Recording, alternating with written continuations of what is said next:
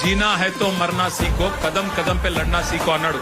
అందుకే మోడీ గారు గుర్తు చేస్తా ఉన్నా మీకు, ఈ జనరేషన్ సావుకు భయపడే జనరేషన్ కాదు. ఈ జనరేషన్ నీ ఉడత ఊపులకి, నీ ఐటీకి, ఈడీకి, సిబిఐకి భయపడే జనరేషన్ కాదు. వాళ్ళు ఇలా కోపం మీద ఉన్నారు, కోపం మీద ఉన్నారు. నేను మొన్న చెప్పినా మళ్ళా చెప్తున్నా, కోపం మీద ఉన్నారు.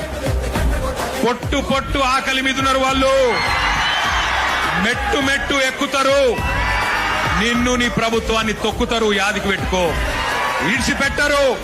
ఎందుకంటే ఇవాళ వాళ్ళు ఏ రాజకీయ నాయకుడు అండతో చెలరేగుతలేరు. వాళ్ళకి ఏ నాయకుడు లేడు.